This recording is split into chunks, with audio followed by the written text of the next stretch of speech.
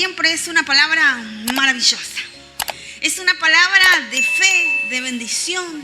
Es una palabra que nos va a ayudar a recordar a muchos de nosotros, otros, a saber cómo manejar las situaciones, cosas que todavía van quedando en nuestra vida y que algunos creemos que son como, que no son peligrosas o que no importa dar lo mismo.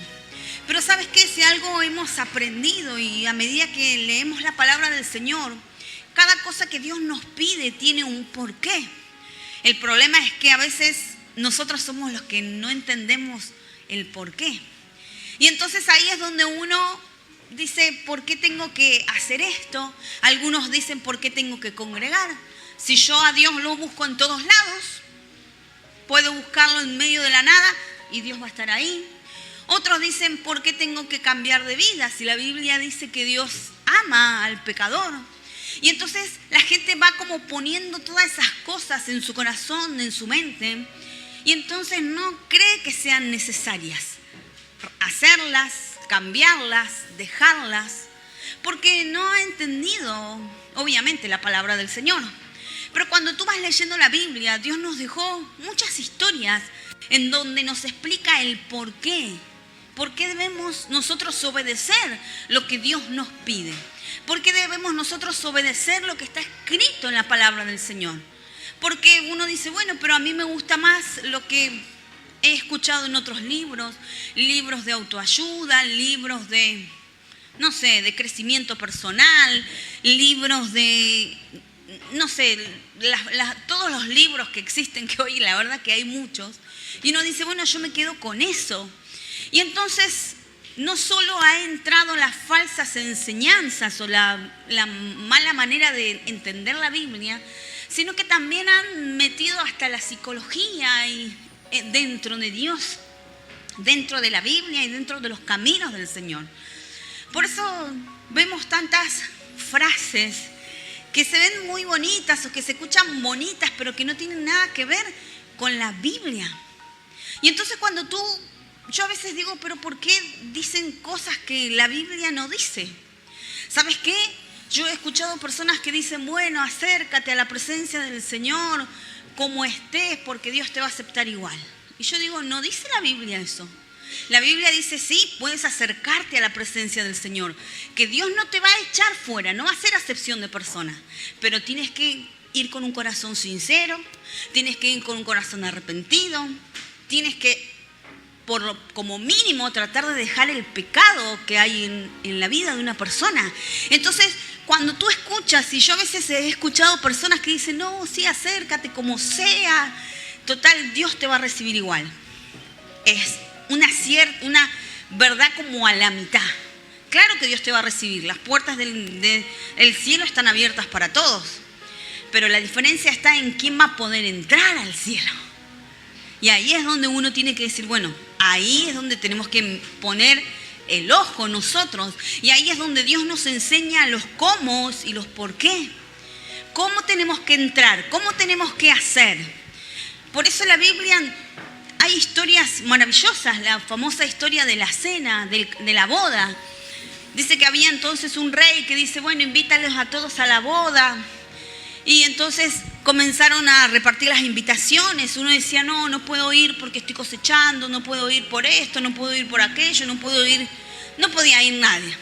Entonces el rey dijo, bueno, entonces agarren a las personas que encuentren en la calle si las invitan, porque claro, ya había hecho toda la preparación.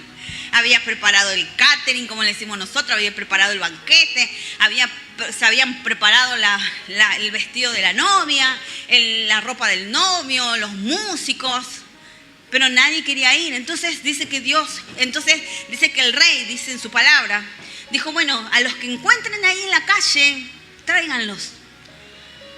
Y entonces dice que comenzaron a venir gente y gente. Y luego dice que entonces comenzaron también a meterse en la fiesta los que no se habían bañado, los que no se habían cambiado, los que andaban, pero como decimos por ahí, vi luz y entré.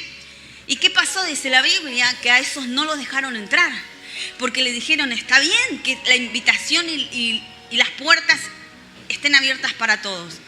Pero como mínimo te hubieses ido a cambiar, a bañar, a prepararte.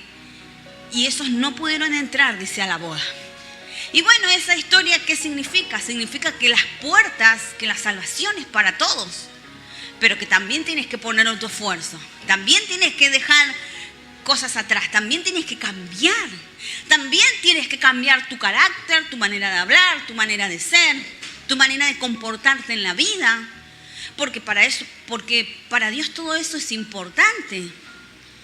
¿Por qué? Porque si no nosotros andamos como lastimando a todo lo que se nos pasa por adelante. Hoy está muy de moda y veo continuamente en los estados cuando hablan de las personas narcisistas. Y bueno, la famosa historia de Narciso, que solamente se amaba a sí mismo y no quería a nadie más, él se amaba a él, y dice que en un momento fue no sé si a un lago, un río, se miró, cayó, se ahogó, murió. Así fue la historia de Narciso. Por eso los narcisistas dicen que solo piensan en ellos. Y bueno, y entonces está como muy de moda eso. Solamente importa lo que yo digo, lo que yo quiero, lo que yo hago. Y entonces estas personas que viven así lastiman, obviamente. Lastiman a las personas que le rodean, lastiman a los hijos, lastiman a la esposa, lastiman a las personas con las que trabajan. Porque son personas que no les importa nada más que ellos. Bueno, alguno dirá, pastora, los narcisistas, sí. Pero uno dice, es como algo que está de moda. Pero en realidad es una corriente de pensamiento. Porque la ideología de género, y no me voy a cansar de repetirlo, porque la mentalidad de los progresistas, de los socialistas, y todo de los zurdos, como le llaman también, es esto, es lo que yo quiero, lo que a mí me hace bien, lo que yo siento, y no importa a los demás. Y ha entrado esto también dentro del cristianismo. Como bueno, si a mí me hace bien, el otro que no me importa. Y el Señor nos habla acabadamente y en muchas historias. Primero que tenemos que entrar a la presencia de Dios. Las puertas están abiertas, las bodas eran para todos, pero también tenías que hacer un esfuerzo para entrar. Y después el Señor lo que dice también es que nosotros todo lo que hagamos pensándolo en el otro, en el que tenemos adelante. ¿O no dice la Biblia así? ¿O no dice la Biblia que dice, tú puedes comer todo lo que quieras comer? Todo lo que te pongan en la mesa, tú cómelo. Porque tú le oras, lo bendices y te es de provecho. Ahora, dice la Biblia, si tú sabes que esa comida que te están poniendo en la mesa fue sacrificado a los ídolos, entonces no la comas. Pero no porque no puedes comer esa comida, sino por la conciencia del que te está mirando. ¿Entiendes? Entonces, uno dice, pastora, bueno, pero esto es lo que nos enseña la Biblia. Nosotros no estamos hablando de cosas que a mí se me ocurrió, que lo leí en un libro, vaya a saber dónde, que lo vi en YouTube. No, es lo que dice la Biblia. El problema es que la gente a veces agarra un pedazo de la Biblia, lo hace como una doctrina, una enseñanza irrefutable, pero no, la Biblia se tiene que leer de manera integral.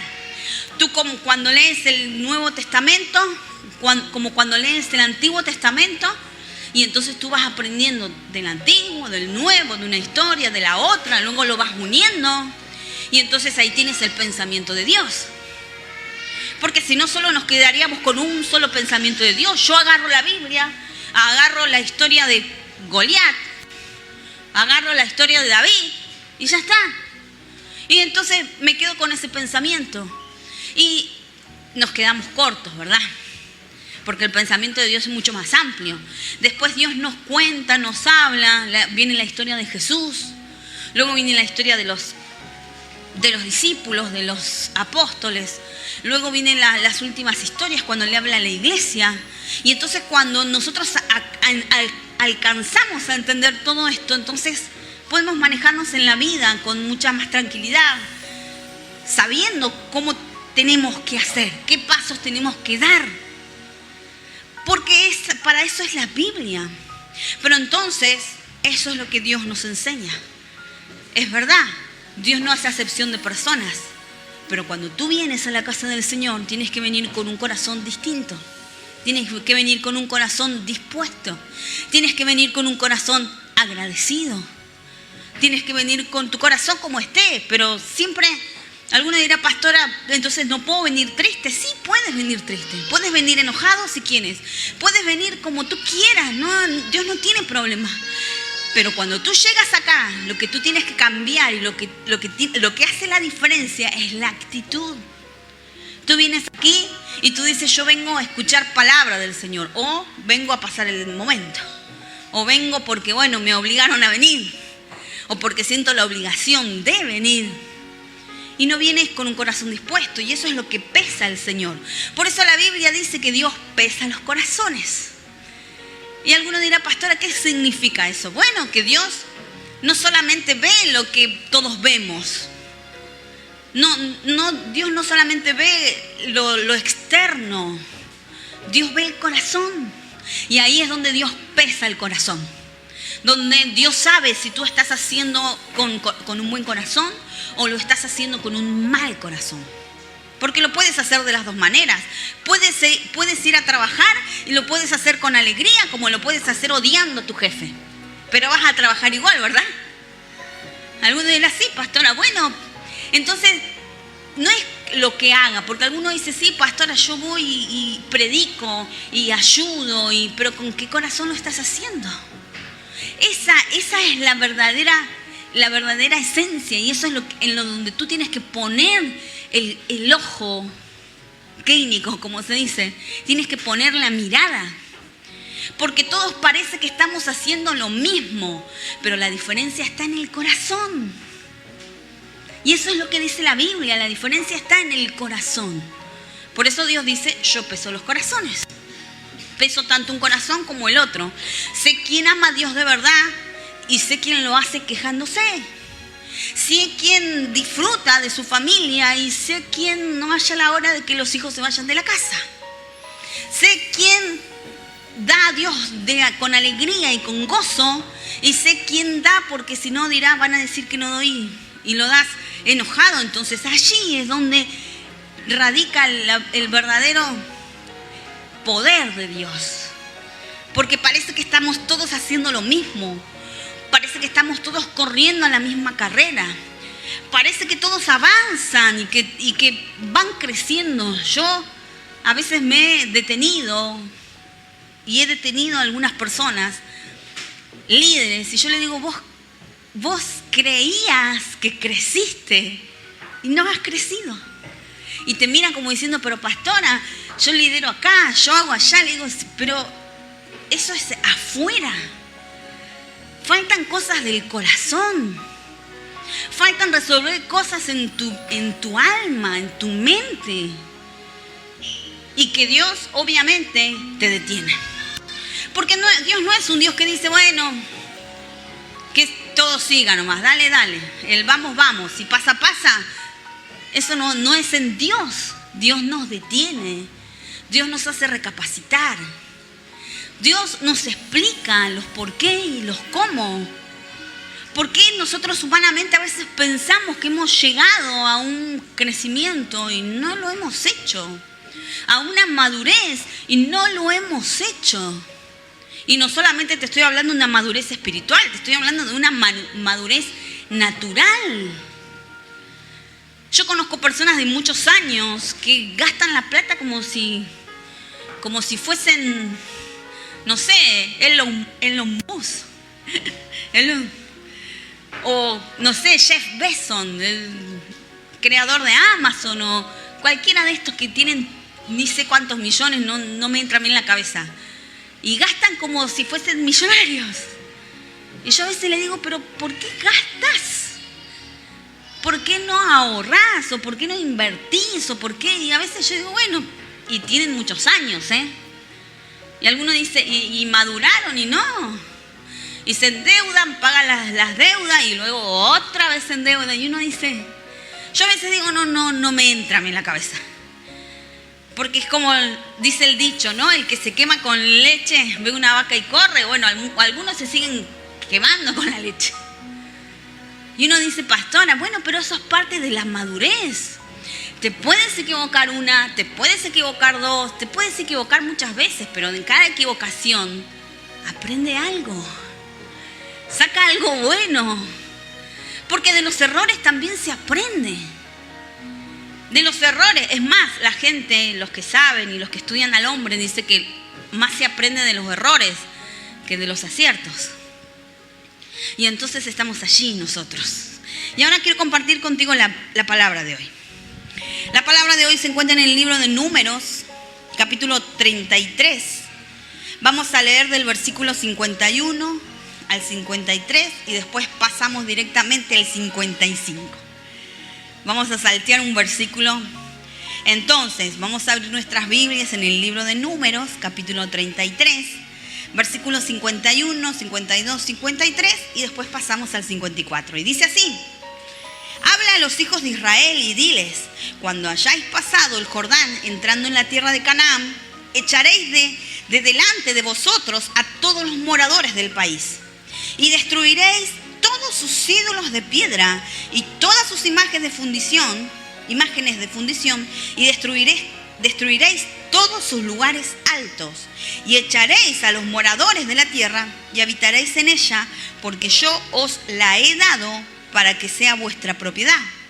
Y el 55 dice: y si no echareis a los moradores del país de delante de vosotros, sucederá que los que dejareis de ellos serán por aguijones en vuestros ojos y por espinas en vuestros costados, y os afligirán sobre la tierra en que vosotros habitaréis. Esto es palabra de Dios y le vamos a dar un fuerte aplauso. ¡Aleluya!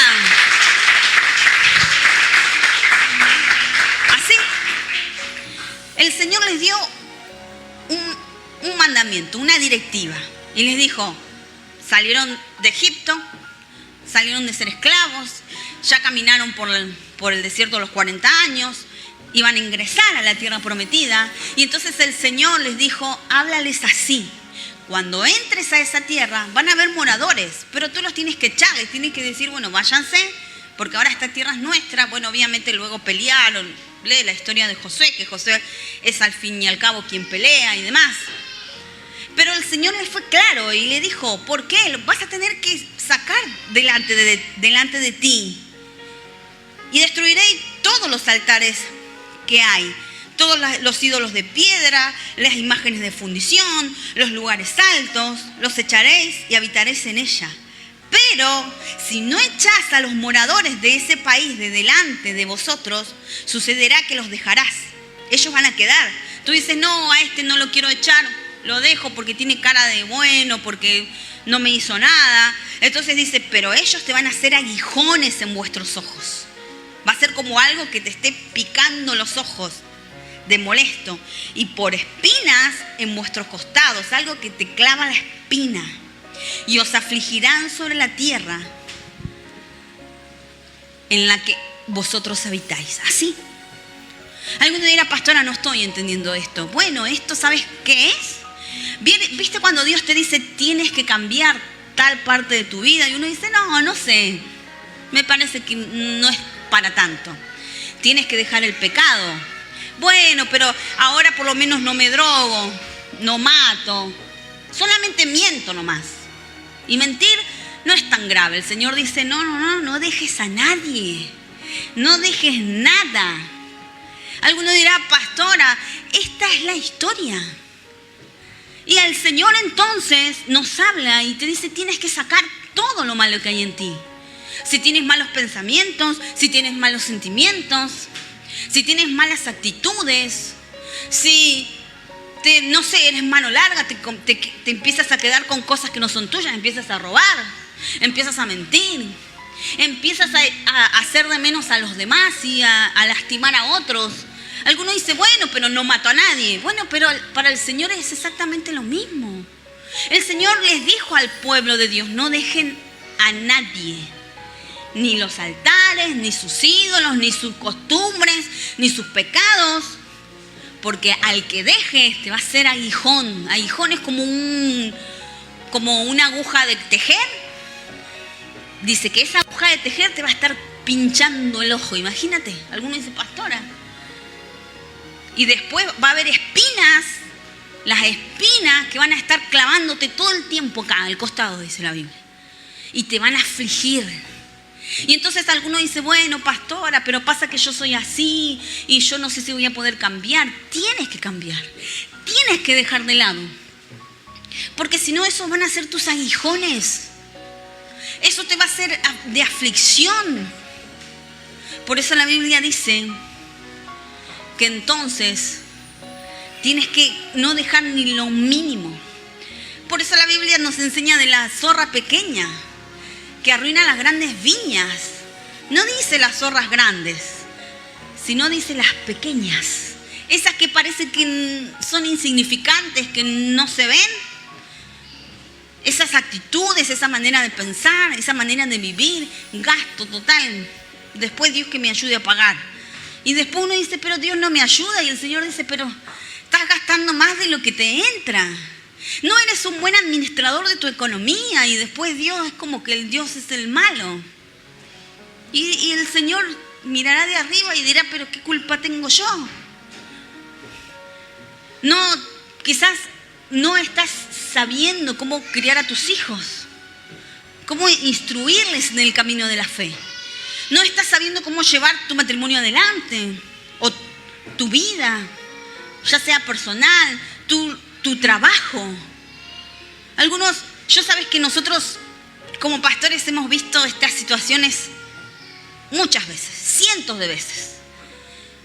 Que uno le dice, hermano, mirá, tené cuidado, ese trabajo, no sé si te va a hacer bien. Mirá que vos tenés cierta debilidad, Dios te sacó de pecados, porque nosotros obviamente conocemos la vida de los hermanos.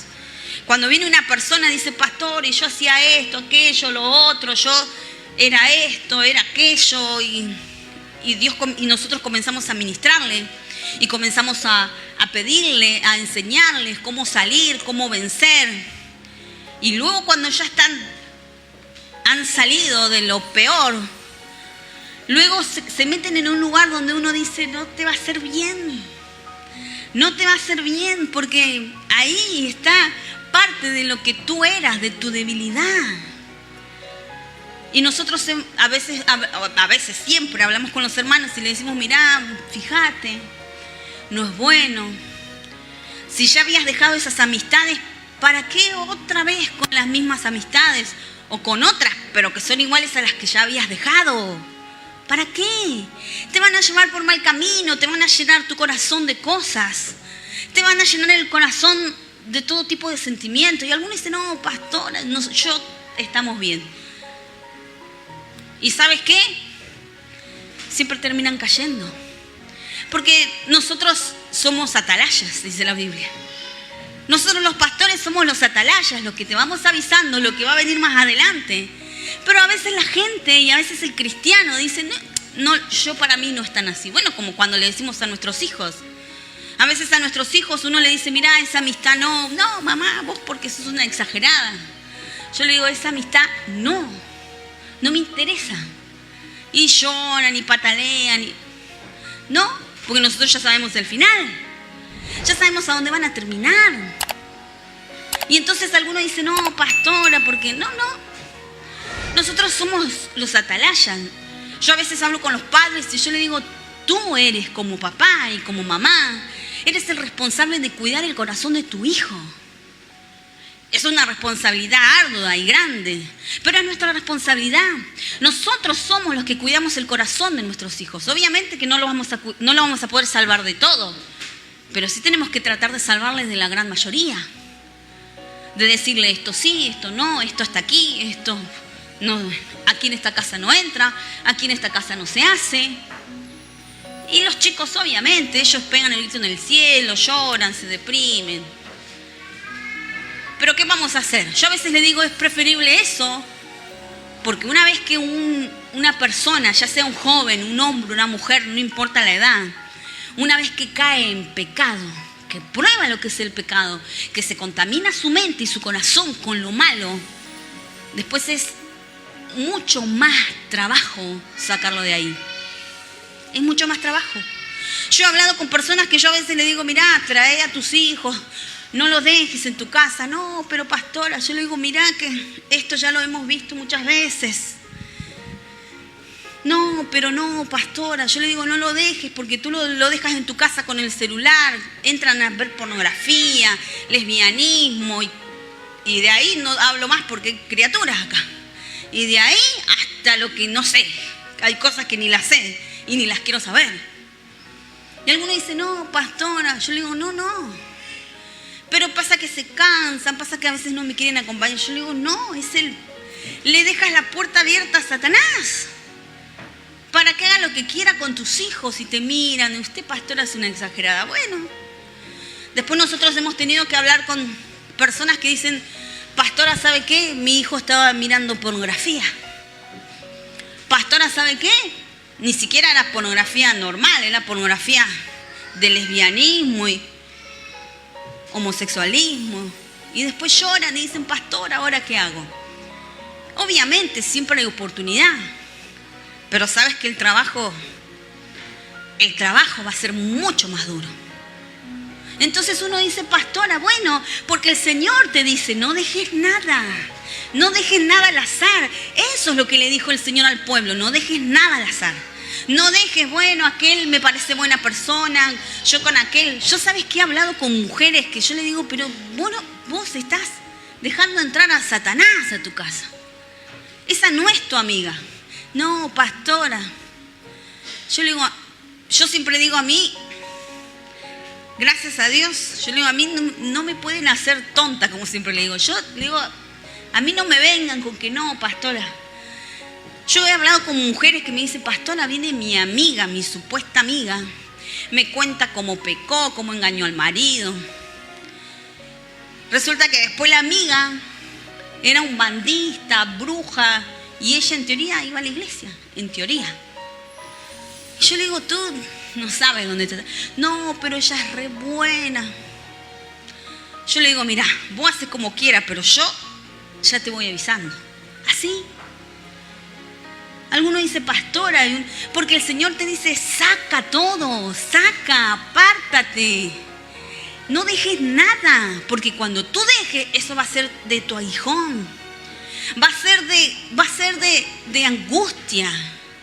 Va a ser de dolor, de tristeza. No dejes nada, le dijo el Señor al pueblo del Señor. Ahora, para rematar la historia, ¿quieres saber qué hizo el pueblo de Dios? ¿Echó a todos? No. Uno dice, ay, Dios. Yo cuando he leído la Biblia y la leo, y uno dice, Señor, yo cuando comencé siempre digo lo mismo. Yo decía, este pueblo, qué pueblo duro. Después me di cuenta que nosotros somos el reflejo de ese pueblo. Y el pueblo, en vez de echar a todos, de tirar los altares, de hacer desaparecer todo, no dejaron. Por eso es que siempre estaban acechándolos y siempre estaban en guerra. ¿Por qué? Porque no obedecieron a Dios. Por eso lee la historia de la Biblia. Por eso en muchas etapas el pueblo fue tributario, lo tuvieron como esclavos. Tuvieron que pagar tributo por estar en su propia tierra. Y uno dice, pastora, bueno, ahora ya tenemos esta historia. Ya sabemos el final porque lo estamos leyendo el diario del lunes, como se dice. Ahora, ¿qué harás tú? Sabiendo lo que ya va a pasar, sabiendo lo que te va a pasar, si tú no haces, ni tú ni yo hacemos lo que dice la Biblia, sacar todo, saquemos todo, no dejemos nada. Algunas cosas van a costar más que otras, claro que sí, pero aún así tenemos que seguir sacando, limpiando nuestra mente, nuestro corazón, porque si no, todo lo que dejemos que no le agrade a Dios y que no sea de bendición para nosotros, va a seguir siendo aguijón, espinas y aflicción. Yo te invito a que te pongas de pie.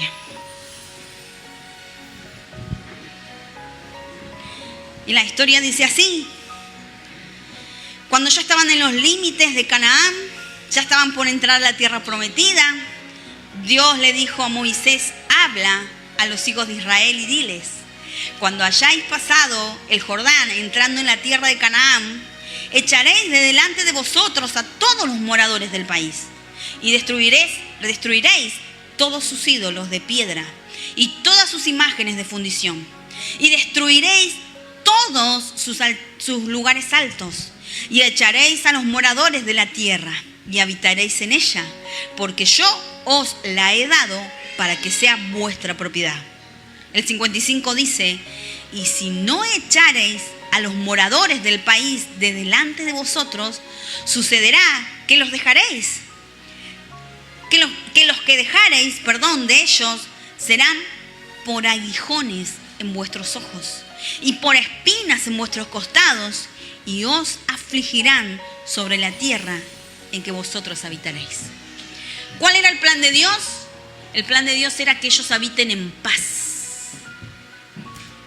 Y les dijo: si ustedes hacen esto, van a habitar en paz. Pero si no lo hacen, van a ser aguijones, van a ser espinos y van a ser afligidos. ¿Fue así? Sí, sigue leyendo la historia. Lee la historia de los reyes, lee las guerras que tuvieron que pelear, los que murieron, los que perdieron su familia, perdieron sus tierras, y después ni hablar, porque después fueron llevados cautivos como esclavos. Todo eso el Señor nos quiere evitar a cada uno de nosotros.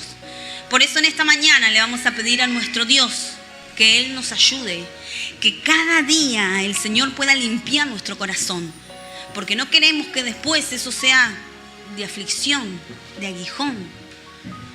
Por eso es importante que cada día le digas: Señor, límpiame, quiero cambiar, me cuesta, no quiero dejar nada, no quiero volver a mi vida pasada, no quiero tener contacto con amistades que no me son buenas. Bueno, todo lo que hemos hablado. Quiero aprender a criar a mis hijos, a guiarlos, a fortalecerlos, a cuidarles su vida, su corazón. Necesito que tú me ayudes. Todo eso le vamos a pedir en esta mañana. Pero antes, aquellos que no hayan aceptado a Cristo en su corazón o que quieran reconciliarse con Dios, este es el momento. Cierra tus ojos y repite esta oración después de mí, que dice así: Señor Jesús, en este día, yo te pido perdón por mis pecados, por mis errores. Te pido, Señor, que entres en mi corazón como mi único Dios y Salvador de mi vida. Te pido, Señor, que entres en mi corazón como mi único Dios y Salvador de mi vida.